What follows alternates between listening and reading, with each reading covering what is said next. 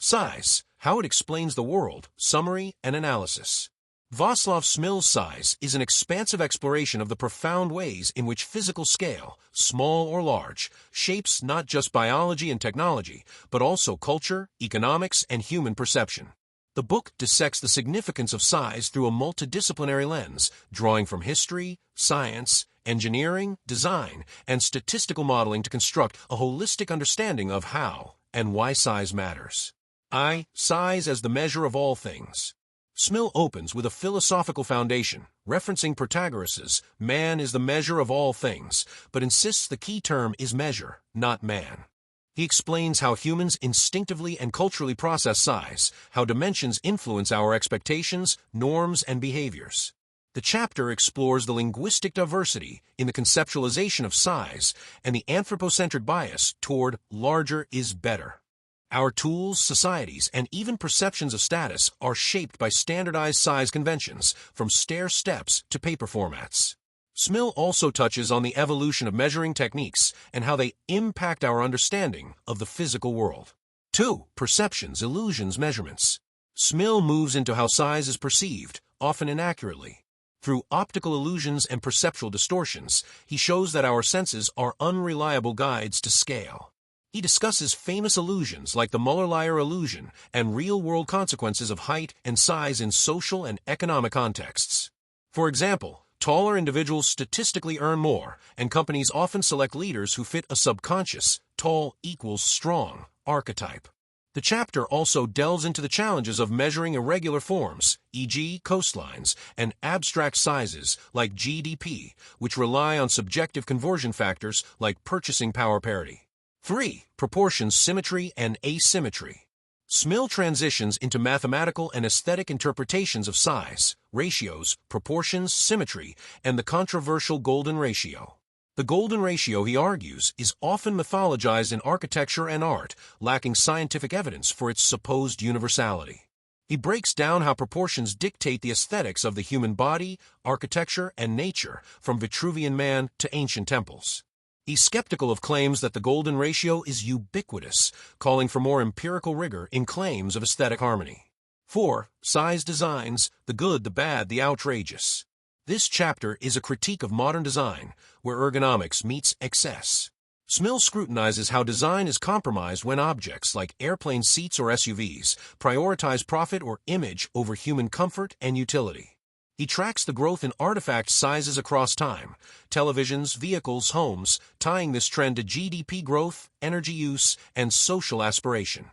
While some enlargements improve quality of life, like larger fridges or more comfortable cars, others are excessive and environmentally harmful. He critiques the unsustainable glorification of bigger is better. Size and scaling. Here, Smil enters the biological realm. He explains how scaling laws determine the limits of body size and function, following the foundational work of Galileo and later allometry research. As animals grow, their weight increases faster than their structural strength, limiting feasible body sizes. He applies these scaling principles to everything from crab claws and elephant bones to skyscrapers and airplanes. This section is essential to understanding why certain biological or mechanical designs cannot simply be enlarged or shrunk without consequences. 6. Metabolic scaling. A deeper dive into biology and physics, this chapter covers how metabolic rate scales with body size. Smil walks through Kleiber's law that metabolic rate scales to the 3/4 power of body mass and debates its applicability across species. He then compares biological scaling with the metabolism of machines, pointing out similarities in energy efficiency across different size devices. The energy needs of a mouse, a human, and a freight train scale differently, yet all are subject to universal physical constraints. 7. Symmetries around means. Smil now turns to statistical interpretations of size. He discusses how normal distributions, bell curves, dominate natural and social phenomena, from tree heights to IQ scores and incomes. The mean becomes a focal point around which most values cluster, and this pattern deeply conditions human expectations. This statistical symmetry shapes product design, policy assumptions, and our sense of what is average or normal. However, Smil warns against over-reliance on these assumptions, since many important phenomena follow asymmetric distributions. 8. When asymmetries rule. In contrast to the previous chapter, this section deals with skewed distributions and power laws. Many real-world phenomena, wealth, city populations, earthquake magnitudes, follow inverse power laws, where a few large instances dominate many small ones. Smil shows how these asymmetries govern our world more than we realize. He examines Pareto distributions and questions whether such outcomes are natural or engineered. His takeaway is that asymmetry, while disorderly on the surface, reveals deeper statistical order. 9. Summations for the electronic age. The final chapter is a brisk recap that ties together the major themes. Smil reflects on how digital tools allow us to explore scale in unprecedented ways, from Google Earth's fractal zooming to the storage of petabytes in silicon chips.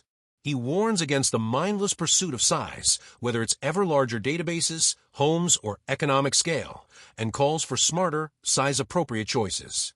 The chapter offers a pragmatic view of the limits of size: economic, ecological, physiological, and perceptual. Core themes and analysis. 1. The ubiquity of size. Size is not just a physical measure. It's embedded in our language, culture, policy, and design.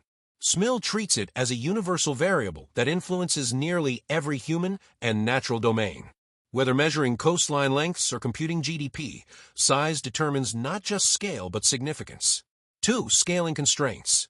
The fundamental insight of scaling laws, namely, that doubling size does not double strength or capability, is at the heart of Smil's argument. This is true biologically. Larger animals need disproportionately stronger bones. Economically, larger firms face diminishing returns. And technologically, larger machines don't scale linearly in performance. 3. Illusions of precision. Smil is skeptical of both imprecise measurement and overconfident conclusions. He criticizes how statistics can mislead, such as using GDP as a proxy for progress without accounting for shadow economies or inequality. He pushes for humility in interpreting size-related data. 4. Cultural infatuation with big. Western industrial society, especially post-World War II America, is addicted to scale.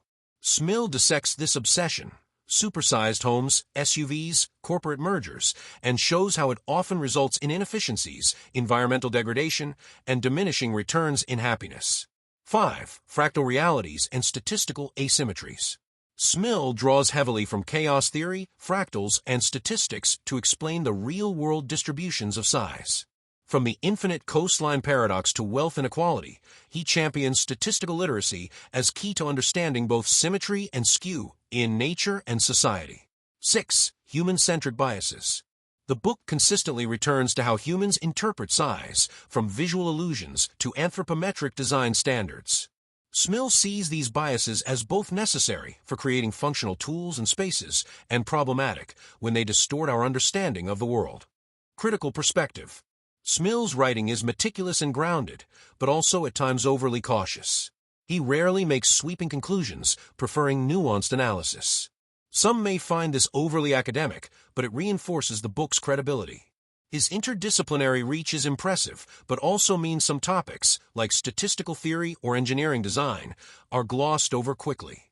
He doesn't always fully explore the political or ethical implications of scale, e.g., in globalization or inequality, but his purpose is to explain mechanisms, not prescribe morality. That said, the book's refusal to indulge in sensationalism is refreshing. Smil respects complexity, and he writes for readers willing to engage intellectually, not passively absorb. Final thoughts. Size is not just a scientific treatise, it's a philosophical meditation. Smil shows that size underpins everything from metabolism to skyscrapers, from GDP to fairy tales.